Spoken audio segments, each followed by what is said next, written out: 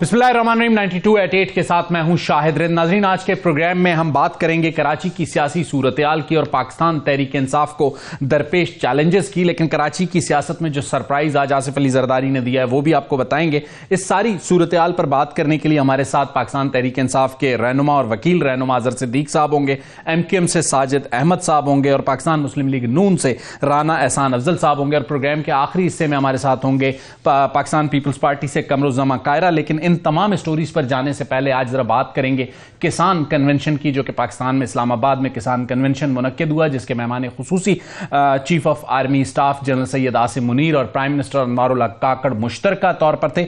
इस किसान कन्वेंशन में जो किसान पाकिस्तान भर से आए थे, उनकी जो लीडरशिप आई थी, उन्होंने अपना हाले दिल खोलकर चीफ ऑफ आर्मी स्टाफ और प्राइम मिनिस्टर के सामने रखा। और जब चीफ ऑफ आर्मी स्टाफ यानी सिपह सालार की बारी आई तो उन्होंने भी अपना हाले दिल किसानों के सामने बड़ा खोल कर रखा। ज़राअत पर बात करने से पहले उन्होंने पाकिस्तान में जो भी सूरत हाल सोशल मीडिया पर पैदा हुई है उस पर बात की, सोशल मीडिया पर बपा हैजान के असरात पर बात की। उसके साथ साथ उन्होंने पाकिस्तान के कयाम और रियासत तैयबा, यानी जिसे कहा जाता है कि कलमे के नाम पर दो ही रियासतें दुनिया में मारज़ वजूद में आई, जो कि उस वक्त की रियासत तैयबा जो अब की सऊदी अरब है और दूसरा पाकिस्तान, उन्होंने उसकी सारी फॉर्मेशन पर, पाकिस्तान के बनने पर और पाकिस्तान के बनने में जो चैलेंजेस थे उन पर बात की। और गुज़िश्ता जो 70 से 75 साल हैं उस पर बड़ा खुलकर बात की। उनके पॉइंट्स क्या थे वो आपके सामने रखना चाहूंगा।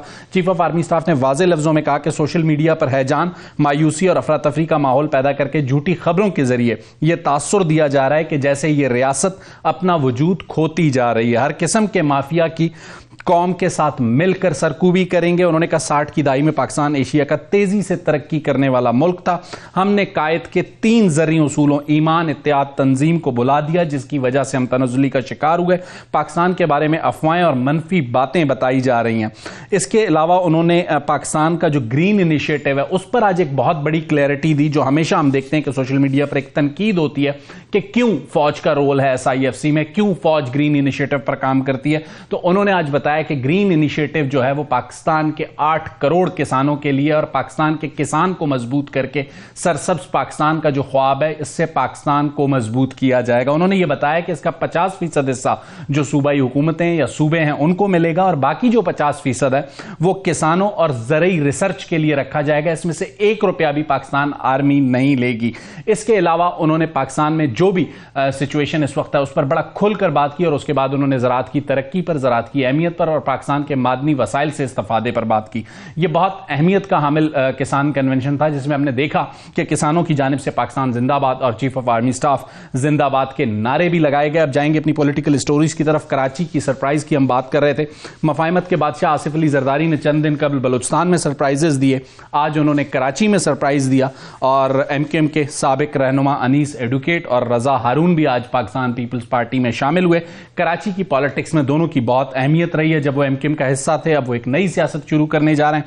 सबसे पहला सवाल साजिद अहमद के सामने ये रखूंगा कि उनके 2 पुराने दोस्त अनीस एडुकेट और रजा हारून पाकिस्तान पीपल्स पार्टी में चले गए हैं। साजिद, कितना आपके ख्याल में MQM को इसका नुकसान होगा कराची में? बिस्मिल्लाहिर्रहमानिर्रहीम, अस्सलाम वालेकुम।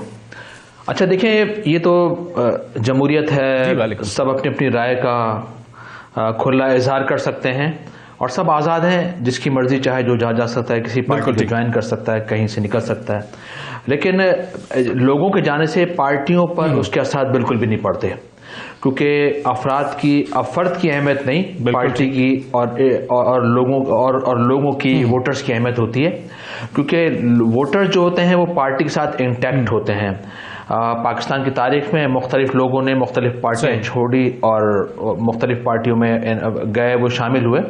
लेकिन जिन पार्टियों को छोड़ा जिन लोगों ने, तो जाने वालों का उस पार्टी पर असर बिल्कुल नहीं पड़ा जिस पार्टी को छोड़ के गए थे। MQM पाकिस्तान की अपनी हैसियत है, अहमियत है। 35 साल से पॉलिटिक्स कराची के अंदर, हैदराबाद मीरपुर खास के अंदर कर रही है।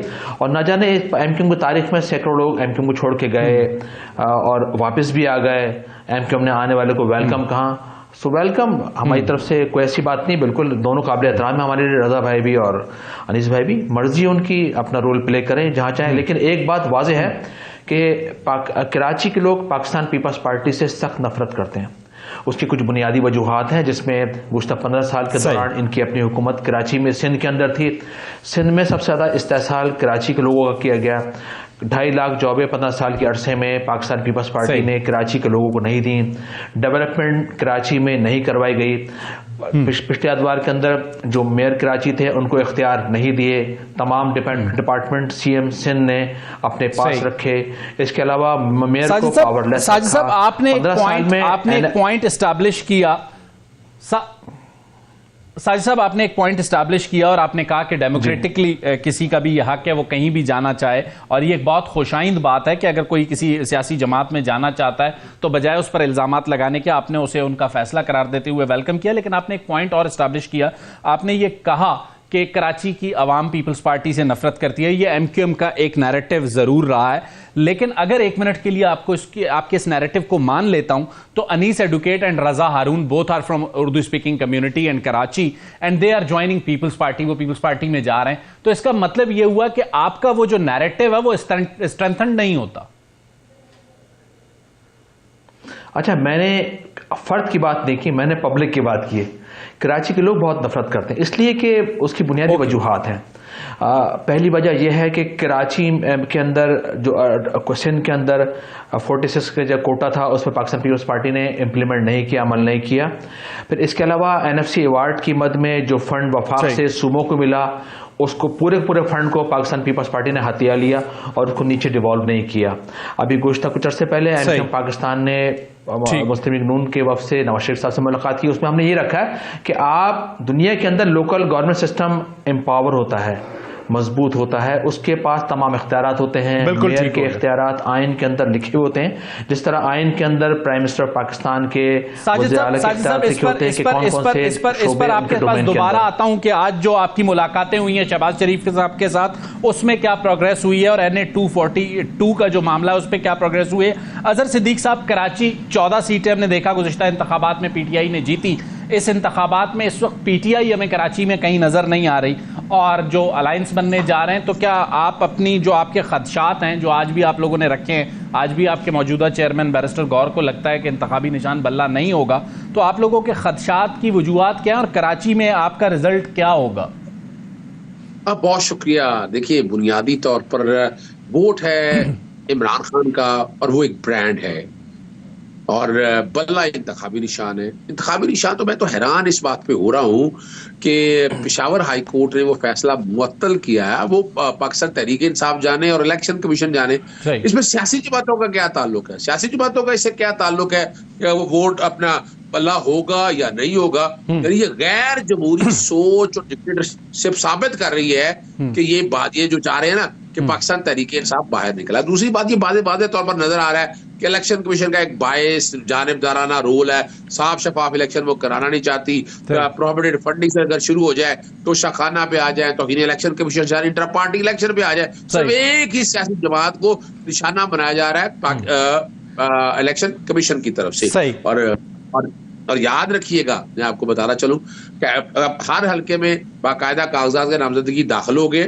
फसाइयत के दौर के अंदर भी है। अब स्क्रूटनी में, वो हमें पता है कि स्क्रूटनी में बाकायदा कोई इस तरह की इंस्ट्रक्शंस जारी हो चुकी है, मैक्सिमम उन्होंने रिजेक्ट करना है। फिर अपीलों में और डेट भी आपको पता है वो तब्दील कर दी गई है, और वो तब्दील करने का मकसद के पीछे दो बातें मुझे मुराद सईद साहब के कागजात मुस्तरद हो चुके हैं कौमी असेंबली के 2 हल्कों से।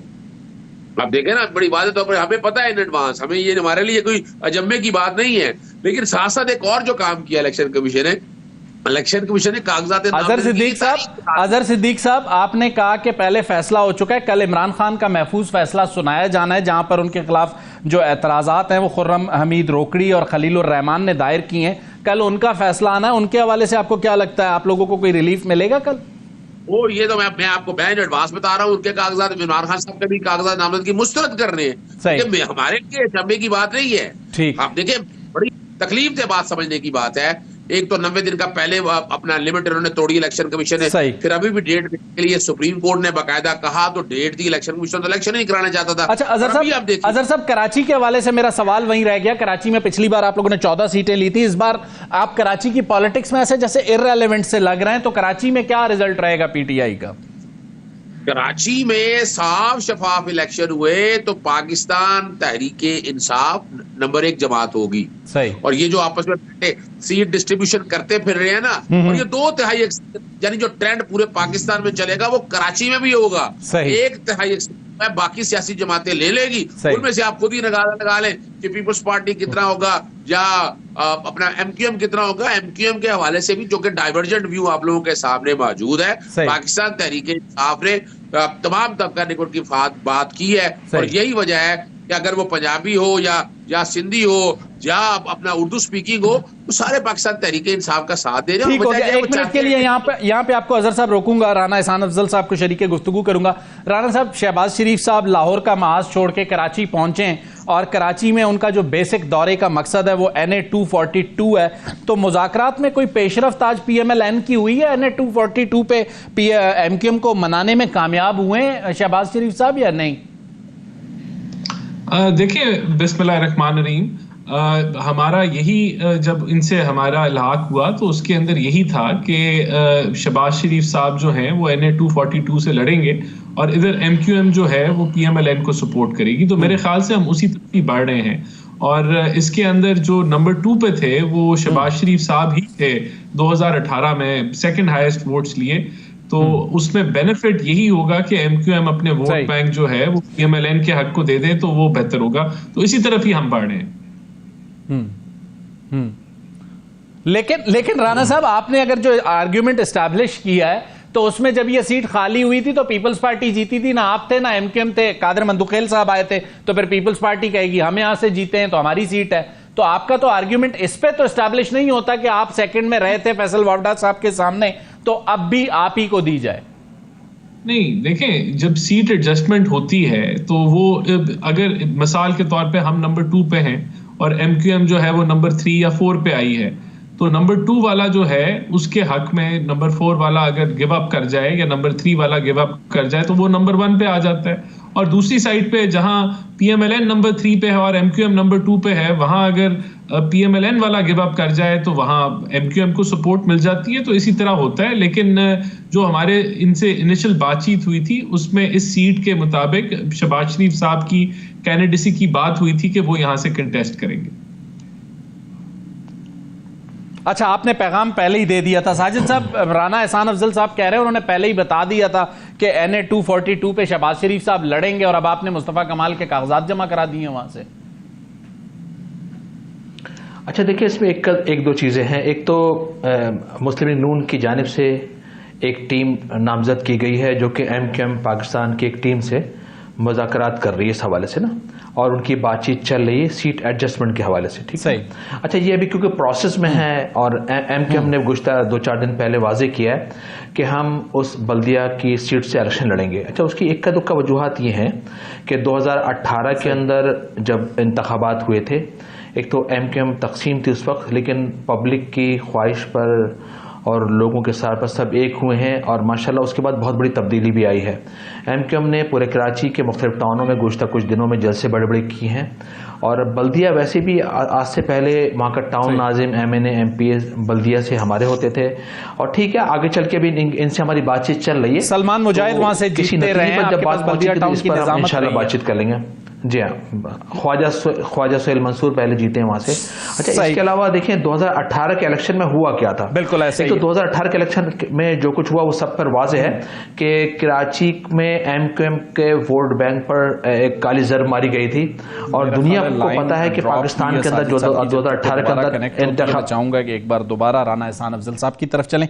राना साहब, वो कह रहे हैं कि उन्होंने फैसला कर लिया NA 242 नहीं छोड़ेंगे। अगर NA 242 वो नहीं छोड़ेंगे तो आपके पास तो शहबाज साहब के नॉमिनेशन किसी और हल्के पे कराची या सिंध में नहीं है। नहीं, मेरे ख्याल से पहली बात तो ये कि इन्होंने बिल्कुल भी नहीं कहा कि ये वो सीट नहीं छोड़ेंगे। इन्होंने कहा कि कमेटी बनी हुई है और उसके ऊपर बातचीत हो रही है और उन्होंने अपना क्लेम जो है वो जाहिर किया कि इन बुनियादों की वजह से हम समझते हैं कि ये एमक्यूएम को जानी चाहिए। इसी तरह हमारा भी जब इनसे इनिशियल मुआहदा हुआ था तो उसके अंदर हमने सीट की बात की थी, तो डेफिनेटली ये कमेटी के अंदर ये फैसला फाइनल होगा, लेकिन हम समझते हैं कि ये सीट जो है, क्योंकि इसमें सेकंड हाईएस्ट वोट जो है वो पीएमएलएन का था और ये सीट निकाली जा सकती है पीएमएलएन के हक में, तो ये शहबाज शरीफ साहब ही यहाँ से कंटेस्ट करेंगे। बहरहाल इसका फाइनल फैसला वो कमेटी जो है वो जरूर कर लेगी। ठीक हो गया। अजहर सिद्दीक साहब, पाकिस्तान मुस्लिम लीग नून एमक्यूएम जो अलायंस बन रहा था, हमने देखा कि इब्तदा में जीडीए के साथ भी अलायंस बन रहा है, जेयूआई फे के साथ भी बन रहा है। जैसे ही सीट एडजस्टमेंट का मामला आया तो अब हमें इख्तलाफात भी नजर आ रहे हैं, गड़बड़ भी नजर आ रही है। पाकिस्तान तहरीक इंसाफ, जैसे कि मैंने आपसे कहा कि अभी तक मुझे एक्टिव नजर नहीं आ रही। कराची से आपके पास जो लोग थे उनमें से आधे से ज्यादा प्रेस कॉन्फ्रेंसें करके अलग हो चुके हैं, तो आपके पास तो कैंडिडेट भी नहीं है कि आप उसका फायदा उठा सकते। और ब्रांड और वो जो खड़ा होगा आपके सामने देख लीजिएगा, लोगों ने खुद वोट डालने आना है। इस दफा तो पाकिस्तान तहरीक इंसाफ के उम्मीदवार के खर्चा भी जो है ना नॉर्मल से कॉमन पेश को 80% कम होना है, और ये आप सब लोग देख लेंगे। देखिए मैं 2-3 चीजें आपके सामने जो असल में रखना चाहता हूँ, आप बात समझिएगा। ये सिस्टम लाडले के लिए बना है, लाडले के लिए नहीं। देखे ना, लाडला वहां से लेकर आए जो कह रहा था कि भाई मैं लिख के देता हूं, मैं वजीर आजम हूं। फिर हमने देखा कि एमक्यूएम झोली में डाली गई, फिर ये बाप के पास गए, वहां बैठकर किया। लाहौर का जो जलसा किया वह क्या हुआ, 10% के करीब लाहौर का क्राउड था, बाकी तो सारा रेंटे क्राउड था। उसके बाद कोई एक जलसा बता दें ये कर सके हैं, नहीं कर सके। ग्राउंड वो बैठ के दफ्तर में बैठकर सीटें डिस्ट्रीब्यूट करने के अलावा तो कोई कुछ किया नहीं है। अजहर साहब आज अगर वो लाडले हैं 2018 में आप लाडले थे। देखिए मैं वो इत्तेफाक नहीं करता। देखिए उसकी वजह क्या है, अगर 2018 में इमरान खान साहब लाडले थे, अगस्त में इलेक्शन हुआ, अगस्त में वो इलेक्शन हो गया, अगस्त में हुकूमत आ गई। ख्वाजा आसिफ खुद कह चुके हैं कि अप्रैल 2019 में उनसे राब्ता हो गया था। मुझे अच्छी तरह याद है जून 2019 में मेरा लंदन जाना हुआ था, तो वहां सागदार ने बड़ा कुछ कहा था। वो सारी बातें, यही वजह थी कि नवाज शरीफ साहब जो है, तो आप जब लंदन गए थे, आपको लंदन प्लान का पता था, आपने अपने लीडर को बताया क्यों नहीं? देखिए मैं पहले बता दूं आपको, इसमें कोई शक नहीं है, कोई इन्फॉर्मेशन ये सारी थी, लेकिन हम यकीन करने के लिए तैयार नहीं थे कि ये इतनी जल्दी बैठकर ये सारा जो कुछ भी है ये क्या हो रहा है। तो देखिए हम हुकूमत आए थे कि जमहूरियत के मामला को लेकर चला कि जमहूरी रवायत चलेगी, हम यकीन करने के लिए तैयार नहीं थे ऐसी बातों पे। चलें, ठीक हो गया। 1 मिनट के लिए आपको यहाँ रोकूंगा। आपने लाडला और लाडला प्लस की बात की है, 2018 के इलेक्शन की बात करते हैं। एमक्यूएम को जो है हमने देखा कि पाकिस्तान तहरीक इंसाफ, एमक्यूएम का ये इल्ज़ाम था कि उनकी सीटें पाकिस्तान तहरीक इंसाफ को दी गई हैं, और अब एमक्यूएम पे ये प्रेशर है कि NA 242 दिया जाए। तो साजिद साहब, आप दोनों मरतबा लाडलों को ही डील करेंगे? एमक्यूएम को किसी की भी झोली में नहीं डाला गया और ना एमक्यूएम किसी कैंडिडेट किसी की झोली में जाने वाली है। 2018 के अंदर जो कुछ इस मुल्क के अंदर हुआ, क्या सब नहीं जानते इस बात को कि तमाम सियासी जमातों के साथ जोर जबरदस्ती की गई और उनकी सीटों को माइनस कर प्लस किया गया, पाकिस्तान तहरीक इंसाफ को प्लस सीटें करवाई गई उनकी। और ये भी सब जानते हैं, ये खुद कह चुके हैं इमरान खान साहब कि 3.5 साल मुझे काम करने नहीं दिया गया। अब एमक्यूएम पाकिस्तान तहरीक इंसाफ से की हुकूमत से बाहर क्यों आई, उसकी कुछ बुनियादी वजूहत है। एमक्यूएम ने पाकिस्तान तहरीक इंसाफ से मुआहदा किया था, उस मुआहदे के तहत 1100 अरब रुपए उनको कराची में देने थे, नहीं दिए। हैदराबाद यूनिवर्सिटी का एमक्यूएम ने मुतालबा किया था पाकिस्तान तहरीक इंसाफ से, पाकिस्तान तहरीक इंसाफ 3.5 साल की गवर्नमेंट रही, ये हैदराबाद यूनिवर्सिटी एमक्यूएम कराची हैदराबाद को नहीं दे सके। इसके अलावा पाकिस्तान तहरीक इंसाफ से एमक्यूएम ने मुतालबा किया था कि रीसेंसस करवाया जाए, क्योंकि 2017 के अंदर जो सेंसस हुए थे उसमें कराची की आधी आबादी को कट कर दिया गया था। वो तो अभी गुज़श्ता अदवार में जो गवर्नमेंट बनी, वज़ीर-ए-आला वज़ीर-ए-आज़म शहबाज शरीफ साहब थे, उनके दौर में रीसेंसस हुए। लेनी है, ब्रेक के बाद आता हूं तो आपको याद दिलाता हूं कि 16 महीने की हुकूमत में भी आपके कुछ मुआहदे पीएमएलएन से हुए थे, उन पर भी बात करते हैं। लेते हैं एक छोटी सी ब्रेक।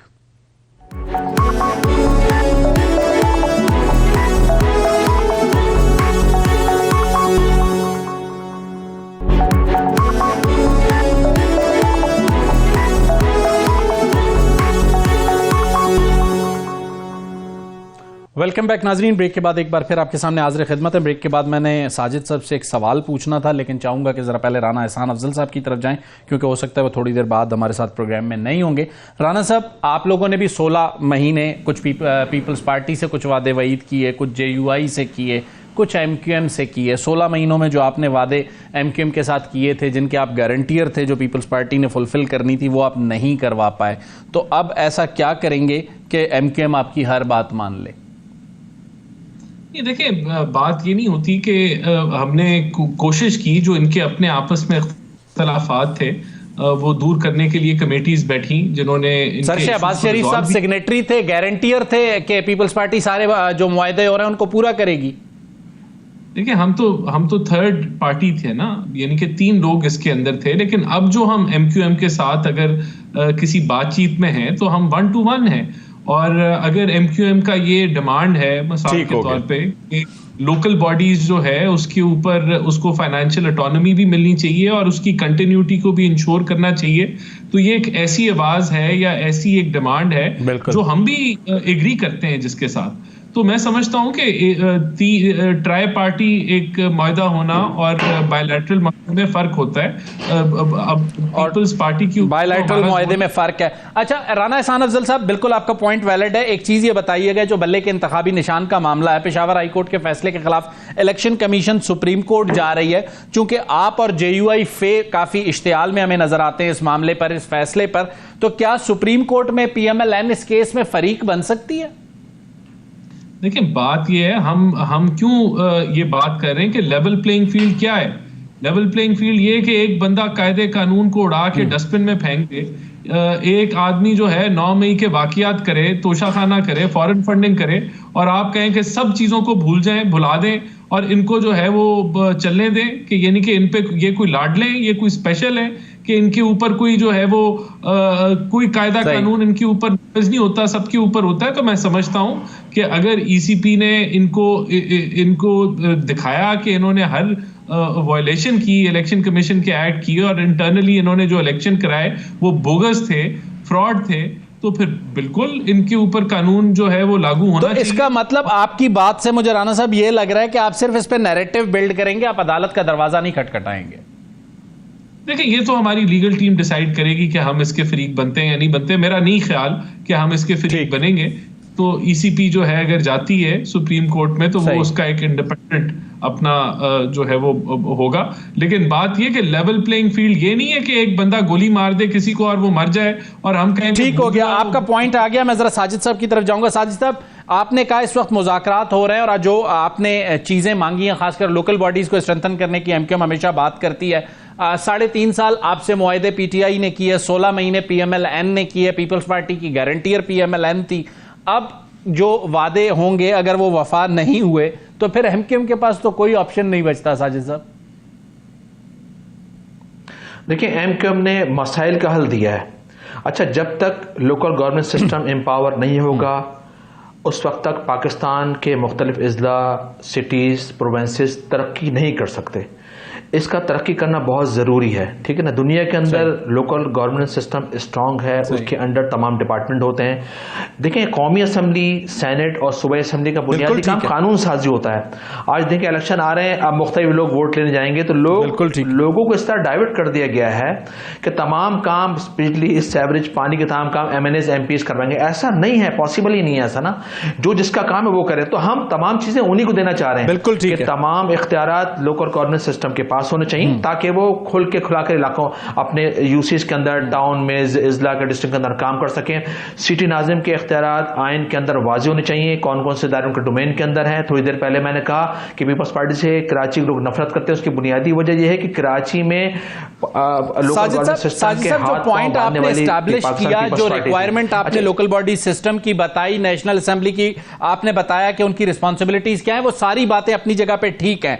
कराची के एक आम वोटर के पास MQM जाएगी, वो उससे ये सवाल पूछेगा कि 2018 से 20 तक जो है ना, आप PTI के 3.5 साल इत्यादी रहे, 16 महीने आप PDM के इत्यादी रहे, कराची के जो बुनियादी मसाइल हैं वो आप हल नहीं कर सके, मां सिवाय आपके पास चंद मुआहदों के कागज के कराची के वोटर को बताने के लिए क्या है? देखिए, इससे पहले MQM ने बहुत बड़े बड़े प्रोजेक्ट कराची के अंदर तामीर किए हैं।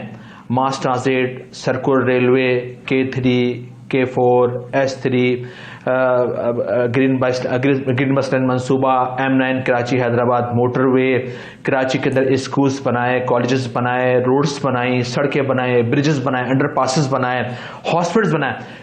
MQM को अपना काम दिखाने की जरूरत नहीं है, लोग जानते हैं कि MQM ने कितना काम किया, ठीक है ना। अभी कुछ देर पहले पाकिस्तान तहरीक इंसाफ के साहब कह रहे थे, भाई मेरे कह रहे थे कि एक इमरान खान एक ब्रांड है और ब्रांड को मेहनत की जरूरत नहीं, हमें तो वोट ऐसे मिल जाएंगे। देखिए जो इलेक्शन होना चाहिए और जो वोट डलता है, जो इलेक्शन होना चाहिए परफॉर्मेंस बेस्ड होना चाहिए कि परफॉर्मेंस बताएं आपने किया क्या है। हम कह रहे हैं कि हमने तो बहुत कुछ किया है, 3.5 साल में पाकिस्तान तहरीक इंसाफ ने क्या किया वो बता दे। इसके अलावा जो गुज़श्ता कुछ दिन पहले कराची के अंदर बल्दियाती इंतखाबात हुए थे, उसमें जो तहरीक इंसाफ का हशर हुआ दुनिया ने देखा है कि इनके अपने मुकामी लीडर, यहाँ के कराची के सतह के लीडर, वो बल्दियाती UC के वाइस चेयरमैन के इलेक्शन हार गए थे। तो ये ख्वाबों को दुनिया से बाहर आ जाए और ग्राउंड पर मौजूद हो। 3.5 साल पाकिस्तान तहरीक इंसाफ के लोगों को MNA MPs तो उनको मिल गए थे, दे दिए गए इस तरह से भी उस जमाने 2018 के बाद, लेकिन एक फर्द इनका ग्राउंड पर नहीं था। आज भी तंजीम पूरे पाकिस्तान में इनकी नहीं है। तंजीम के बगैर पॉलिटिकल जमात बेकार है और तंजीम इनके पास है नहीं है। सिर्फ बातें बनाने से, दावे करने से, आपने जो बात की पाकिस्तान तहरीक इंसाफ तो फिर भी लोकल बॉडीज में कराची में मैदान में मौजूद थी।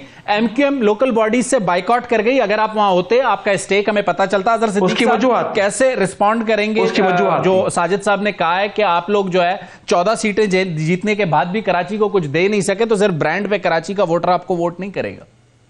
अच्छा देखिए, मैं इस वक्त चूंकि जबर का मौसम चल रहा है ना, जबर के मौसम के हवाले से मैंने ब्रांड की बात की थी। परेशान होने की जरूरत नहीं है। MQM इतने अर्से से काम करती आई है। इन्होंने गैर कानूनी हुकूमत गिराने के बाद फिर ये काबिज रहे हुकूमत के ऊपर, अपना 17 महीने में क्या कर दिया। अजहर साहब ज्यादती ना करें। आप लीगल एक्सपर्ट हैं। सुप्रीम कोर्ट ने उस सारे मामले को आईनी करार दिया था, उसे गैर कानूनी ना कहें। कम से कम आप खुद लीगल एक्सपर्ट हैं। मैं यही बात ले लूं तो जो 90 दिन के बाद इलेक्शन कराने का कहा था, इलेक्शन क्यों नहीं कराए इन्होंने? सर वही सुप्रीम कोर्ट तौहीन अदालत लगाती, नहीं लगाया उन्होंने, मैं क्या कर सकता हूं? मैं यही तो बताना चाह रहा हूं ना आपके सामने। वो देखें, अब बैठ के अपना मीडिया बैठ के बातें कर ले रहा है। सर परफॉर्मेंस पे आ जाए ना अजहर साहब, मेरे पास 2-3 मिनट है। देखिए, बड़ी सीधी सी बात है कि पाकिस्तान तहरीक इंसाफ के जो बड़े बड़े प्रोजेक्ट है वो हर एक को पता है। सेहत कार्ड ले लें आप अपना कराची में सेहत कार्ड नहीं था सर। एहसास प्रोग्राम देख लें। देखिए, मैं फिर बताता चलूंगा आपको। देखिए, इन चीजों को जरा समझने की बात है कि आम आदमी के कॉन्टेक्स्ट में जितना काम कर लिया, यूनिवर्सिटियां बढ़ा ली, बाकी जितने को दूसरा देखे ना, महंगाई को कंट्रोल करने के लिए जिस तरह के काम वो करके आने वाले दिनों में पता चलेगा। अच्छा, तो एक आखिरी सवाल आपसे करूंगा, चूंकि सुप्रीम कोर्ट जा रही है, इलेक्शन कमीशन जो बल्ले का इंतखाबी निशान का मामला है, आजकल आपको अदालतों से रिलीफ मिल रहा है। पेशावर हाई कोर्ट हो, इस्लामाबाद हाई कोर्ट हो, आज कायरा साहब ने भी जो है ना वो इस पर पाकिस्तान मुस्लिम लीग नून और JUI तो पहले ही तनकीद कर चुकी हैं। कायरा साहब भी एक मौक़िफ़ रखते हैं। आपको अब सुप्रीम कोर्ट में बल्ले का इंतखाबी निशान रिटेन करने में आसानी होगी या मुश्किलात होंगी? अच्छा देखिए, मैं एक बड़ी वजाहत में, कोई एहसान नहीं हो रहा। मैं फिर बता रहा हूँ, हमें कौन सा, यानी मुझे ये बताएं कौन सी ऐसी खास चीज है जहां हमें एक्स्ट्रा ऑर्डिनरी रिलीफ मिला है। खुदारा उनके रिलीफ और हमारे रिलीफ में जमीन आसमान का फर्क है। अजहर साहब सॉरी टू से आपको इंटरप्ट करूंगा। जब मियां नवाज शरीफ नायल हुए थे तो उनसे जब शहबाज शरीफ मशावरत के लिए जाते थे तो आप लोग ताने देते थे कि एक नायल शख्स से जो है ना मशावरत की जा रही है। अब वही काम बैरिस्टर गौर करने जा रहे हैं, तो ठीक है। देखिए, मैं फिर बताता चलूं, बात बड़ी सीधी सी है। वो तायाद नायल होना अपनी जगह है, वो तो बानी फाउंडर का काम कर दिया ना। यानी टिकटें तो यकीनन गौर ही एलोकेट करेंगे, इमरान खान ही एलोकेट करेंगे। मैं बात जो कहना चाह रहा हूं वो समझिएगा। सुप्रीम कोर्ट का फैसला आ गया अभी रिसेंट 90 दिन का इलेक्शन में। नोट पढ़ लीजिएगा जस्टिस अतर मिलाला का, अभी रिसेंटली जस्टिस अजहर रिजवी का, जिसमें उन्होंने कहा है कि जमहूरी रवायात को बरकरार रखने के लिए 30 सेकंड्स हैं। अजहर साहब 30 सेकंड्स हैं, आपको सुप्रीम कोर्ट से रिलीफ मिल जाएगा, बल्ला रिटेन करेंगे। 30 सेकंड्स।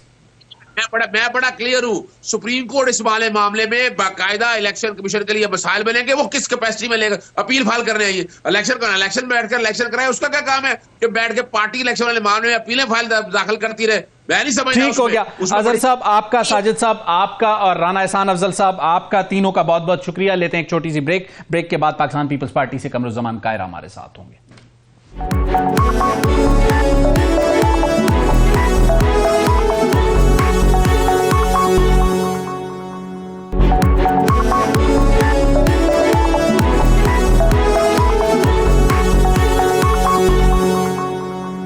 वेलकम बैक नाजरीन। ब्रेक के बाद प्रोग्राम के लास्ट सेगमेंट में हमारे साथ पाकिस्तान पीपल्स पार्टी के मरकजी रहनुमा कमरुज़्ज़मान कायरा साहब ज्वाइन करेंगे और कायरा साहब को खुशामदीद कहता हूं प्रोग्राम में। सबसे पहला सवाल कायरा साहब के सामने जो रखना चाहूंगा वो पाकिस्तान तहरीक इंसाफ के हवाले से हमने ये देखा था कि पाकिस्तान पीपल्स पार्टी का एक वाज़ेह मौक़िफ़ रहा कि किसी भी सियासी जमात को इलेक्शन फील्ड से आउट नहीं होना चाहिए और इसकी हिमायती हमें नजर आई पाकिस्तान पीपल्स पार्टी। लेकिन इन दिनों में जो भी PTI को रिलीफ मिला है, इंतखाबी निशान उन्हें वापस मिला है पेशावर हाई कोर्ट से, तो हमने देखा कि मियां शहबाज शरीफ और मौलाना फजलुर रहमान साहब जरा सीखपा नजर आए। कायरा साहब आप कैसे देखते हैं इस डेवलपमेंट को? PTI है, PTI नहीं है, फिर PTI है, तो पाकिस्तान पीपल्स पार्टी कैसे देखती है इसे?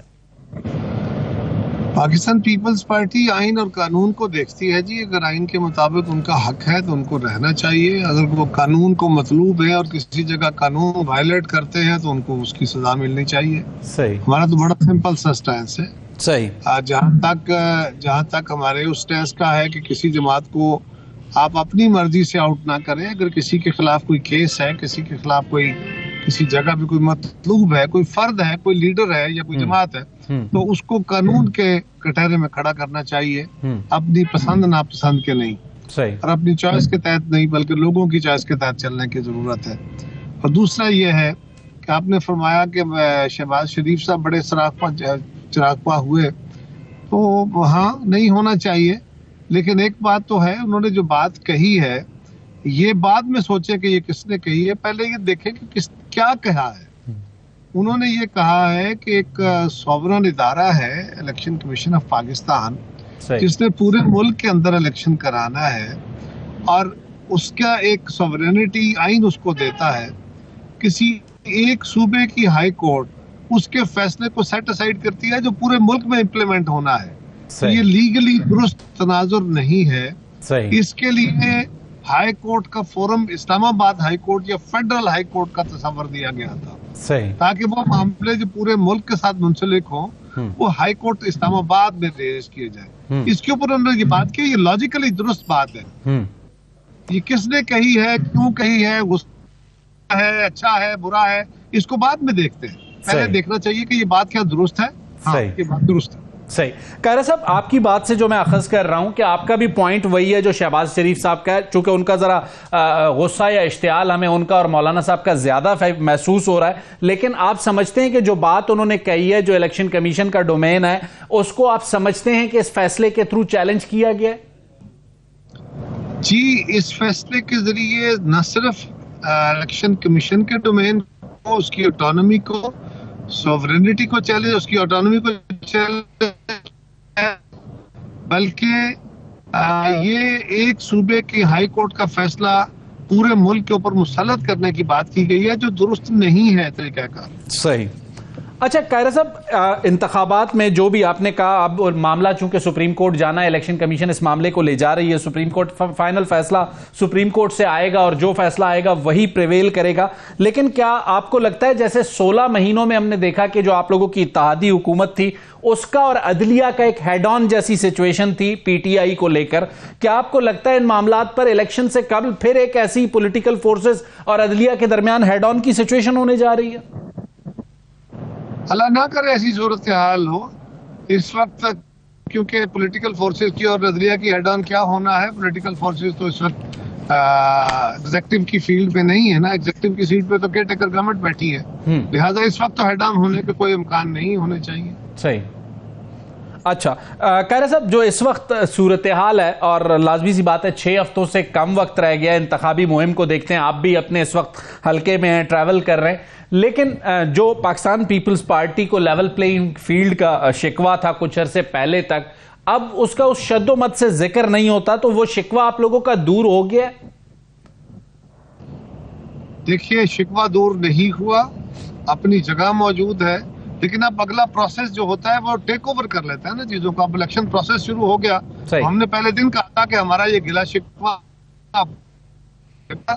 लेकिन अब इलेक्शन की प्रोसेस शुरू हो गया है, हम इलेक्शन लड़ेंगे। हम ये नहीं कह रहे कि हम अगर ये ना हुआ तो हम इलेक्शन का बैकआउट कर देंगे, हम इलेक्शन लड़ेंगे। सही, ठीक हो गया। कायरा साहब, एक और सवाल आपके सामने रखूंगा। हमने देखा कि सिंध में आपका एक स्ट्रांग होल्ड है, वो आपके पास है। कराची जो है, लाजमी सी बात है, इस वक्त जो 14 सीटें पाकिस्तान तहरीक इंसाफ के पास थी, अब एक ऐसी सिचुएशन है कि वो अददी नंबर रिटेन नहीं कर पाएंगे पीटीआई वाले जो पहले कर चुके हैं। उस पर जो फरीकैन हमें नजर आते हैं, जमात इस्लामी है, पीपल्स पार्टी है, एमक्यूएम है, अब पाकिस्तान मुस्लिम लीग नून भी कराची पहुंची है, मियां शहबाज शरीफ साहब वहां पहुंचे हैं। तो आप कैसे देख रहे हैं पीएमएल-एन और एमक्यूएम का अलायंस कराची में पीपल्स पार्टी के लिए कितना बड़ा चैलेंज होगा? अलायंस तो उनका पहले ही शेक हो रहा है, वो सिरे चढ़ता नजर नहीं आता। का हक है, वो सारे मुल्क से इलेक्शन लड़े, वहां से लड़े। शहबाज शरीफ साहब वहां गए, अच्छी बात है। रही बात पीपल्स पार्टी क्या करेगी, पीपल्स पार्टी ने सिंध के अंदर माजी में, जबकि हमारी लोकल गवर्नमेंट नहीं थी, हमारे लोकल गवर्नमेंट के नुमाइंदों ने परफॉर्म करके साबित किया और हमने बाय इलेक्शंस वहां जीते। सही, बाय इलेक्शन नेशनल असेंबली के भी और सूबाई असेंबली के भी। तो हम बड़े पुरुमीद हैं कि इंशाअल्लाह इस दफा हम कराची से वाज़े बर्तरी लेके निकलेंगे। सही, कराची के लिए आप पुरुमीद हैं कि वाज़े बर्तरी लेंगे। बलूचिस्तान में आपने बड़े सरप्राइजेस दिए कायरा साहब। एक लम्हे को हमें लग रहा था कि शेर धाड़ रहा है बलूचिस्तान में, लेकिन जब मफाहमत के बादशाह यौम तासीस के जलसे के लिए पहुंचे और फिर सरफराज डोमकी और सरफराज भुगटी सरप्राइज के तौर पर हमें नजर आए, तो बलूचिस्तान इस वक्त पाकिस्तान पीपल्स पार्टी का कितना स्ट्रांग होल्ड होगा या हो सकता है आपके ख्याल में? वहाँ भी मिक्स ही होगा जी। बलूचिस्तान के अंदर कुछ इनफरादी तौर पे सरदार साहबान हैं जो बड़े पावरफुल हैं, और कुछ वहाँ पे जो जमातें हैं उनके अपने अपने पॉकेट्स हैं। वहाँ पीपल्स पार्टी अक्सर इलेक्शन में, जब भी कभी फेयर इलेक्शन हुए तो पीपल्स पार्टी ने बड़ी वाज़े वहां से अक्सरियत ली है। इस दफा भी हमें उम्मीद है कि पीपल्स पार्टी बलूचिस्तान से इंशाल्लाह बहुत बेहतर सीटें लेगी। सही। सर, पंजाब की तरफ आते हैं, वो एक्टिविटी हमें पीपल्स पार्टी की नजर नहीं आती पंजाब में, या जो वो प्रोग्रेस है वो नजर नहीं आती। तो रोड टू, जिसे कहते हैं जीटी रोड से रोड टू पोटोआर के लिए पंजाब बहुत इंपॉर्टेंट है। तो लग रहा है कि मफाहमत के बादशाह की जो चालें हैं वो पंजाब में इतनी नहीं चल पा रही। इस बार तो बिलावल लियारी छोड़ के लाहौर से इलेक्शन लड़ रहे हैं। तो ये तो आपके अपने ही आर्गूमेंट की दफी हो गई कि बिलावल साहब ने इस दफा लाहौर से इलेक्शन लड़ने का फैसला किया है, तो हम तो मैदान में हुए। दूसरी बात यह है कि कौन सी जमात है जिसने भी पंजाब में कैंपेन शुरू की है, किसी ने भी नहीं। सही। तीसरी बात यह, पीपल्स पार्टी ने 27 तारीख को अपनी कैंपेन का आगाज किया है और अब चेयरमैन साहब के जलसों का शेड्यूल बन रहा है। सही। अब आज भी और कल भी अभी हल्के जो नॉमिनेशन पेपर्स हैं उनकी स्क्रूटनी हो रही है, हल्का फाइनल्स हो रहे हैं कैंडिडेट्स, और उसके बाद ये कैंपेन अपने फुल स्विंग में होगी। आपने मुस्लिम लीग की भी कोई एक्टिविटी नहीं देखी होगी। ये आपको कायरा साहब बतौर सियासी वर्कर पहला इलेक्शन ऐसा लगता है जिसमें अभी तक पॉलिटिकल पार्टीज गूमगू की सूरत-ए-हाल से दो चार हैं, या इससे पहले भी कभी इलेक्शन में इतनी अनसर्टेनिटी आपको बैसियत पॉलिटिकल वर्कर नजर आई? 1.25 महीने की कैंपेन बड़ी लंबी कैंपेन, छोटी सी कैंपेन नहीं होती। सही। आज कैंपेन इतनी महंगी और इतनी कमरसम है कि इसको अफोर्ड करना भी आसान काम नहीं है। सही। लिहाजा जमातें 2-2.5 महीने की कैंपेन नहीं कर सकती। सही। ये मीडिया के साथियों की ख्वाहिश अपनी जगह, उनके तबसरे अपनी जगह, लेकिन इतनी लंबी कैंपेन को, जो पूरे फुल स्विंग की कैंपेन हो, उसको अफोर्ड करना भी आसान काम नहीं है। सही।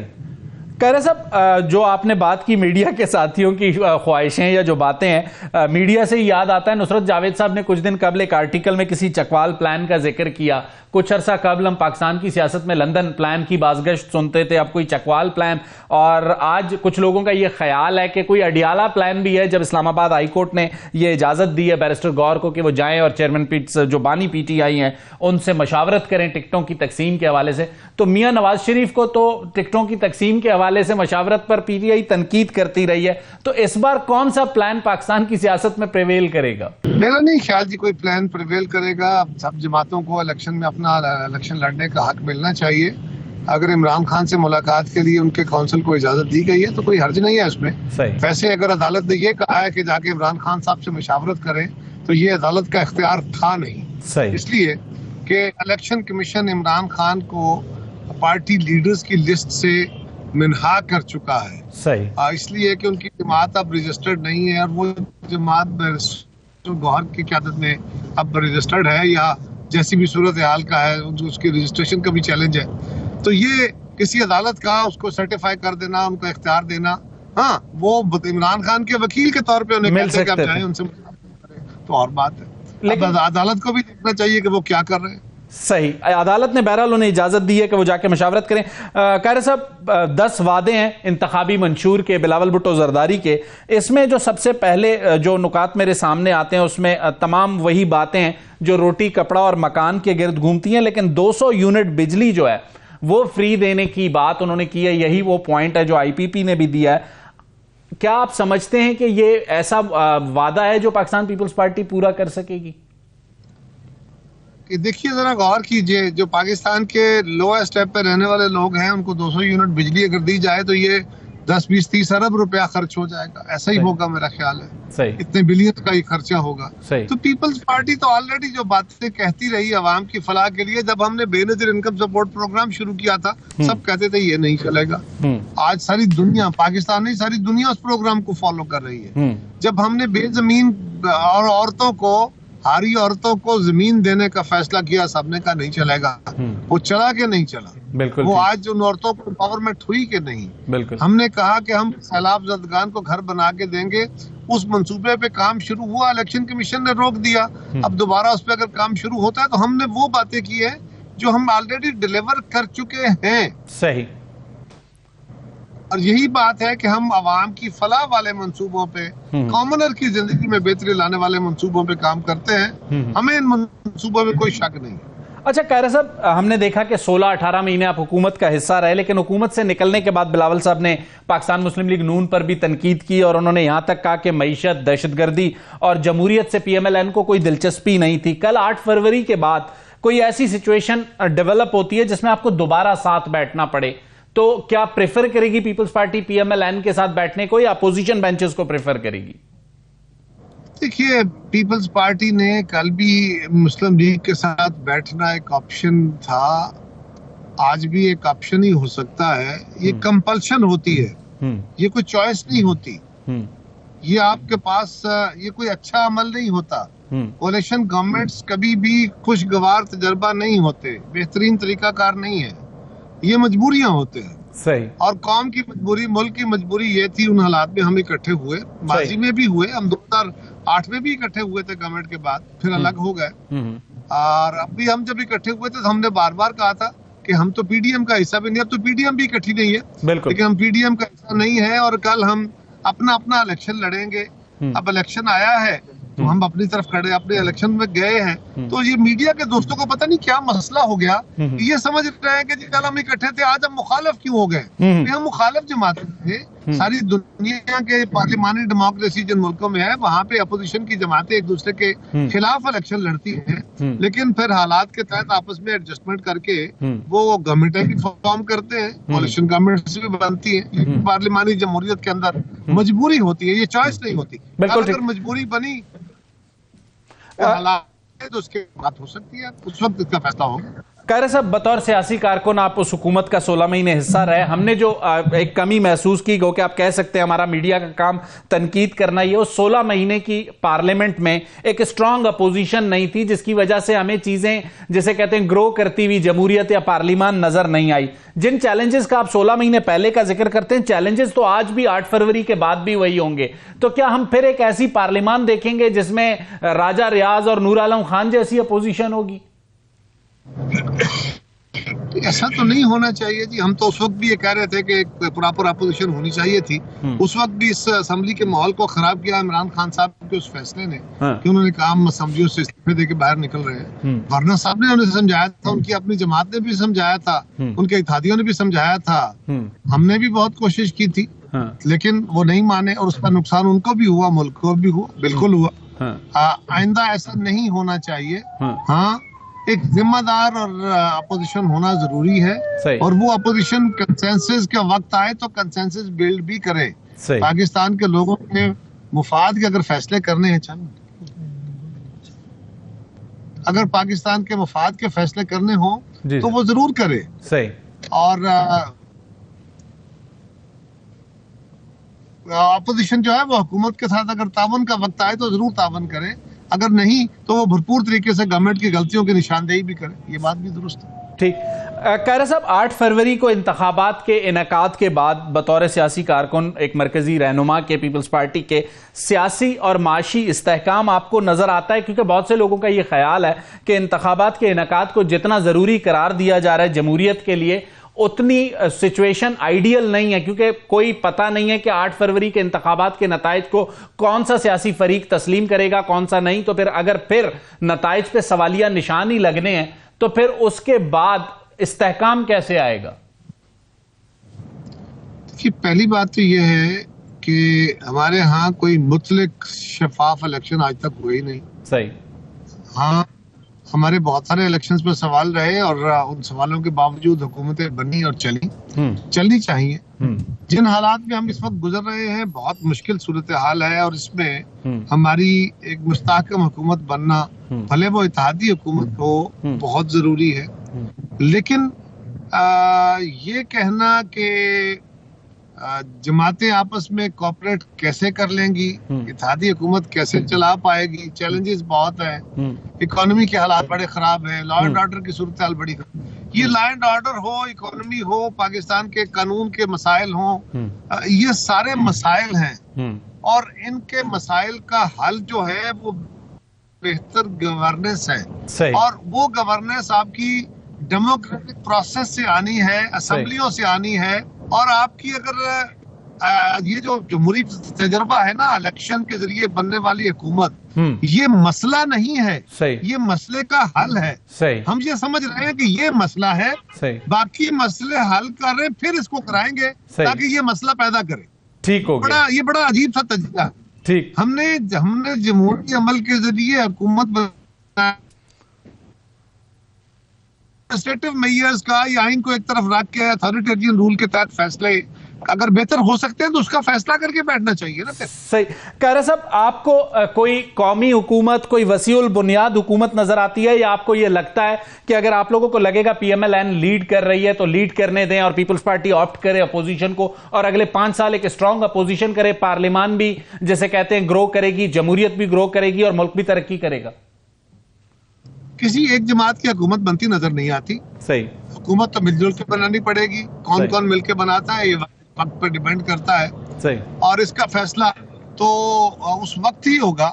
अब आने दे, वो वक्त आने से पहले इस पे तबसरा करना मुनासिब नहीं है। लेकिन किसी एक जमात की हुकूमत बनते हुए मुझे भी नजर नहीं आती। ये कोई कोलिशन गवर्नमेंट ही चले। ठीक। कायरा साहब, आपका बहुत बहुत शुक्रिया, आपने अपना कीमती वक्त हमें दिया। नाज़रीन, कमरुज़्ज़मान कायरा साहब ने बहुत अहम बात कही कि किसी एक जमात की हुकूमत बनती नजर नहीं आती, और एक मखलूत हुकूमत की जो मजबूरियां होती हैं वो हमने गुज़श्ता 16 महीनों में भी देखी और माजी में भी देखी हैं। और सबसे बड़ा सवाल यह है कि इन इंतखाबात के बाद माशी और सियासी इस्तेहकाम कैसे आएगा अगर एक स्ट्रांग हुकूमत हो तो एक स्ट्रांग अपोजिशन भी हो, ताकि पार्लियामान और जमहूरियत दोनों ग्रो कर सकें। और जब ये दोनों ग्रो करेंगी तो मुल्क की मईशत ठीक होगी। अगले प्रोग्राम तक मुझे शाहिद रिंद को इजाजत दीजिए। अल्लाह हाफ़िज़।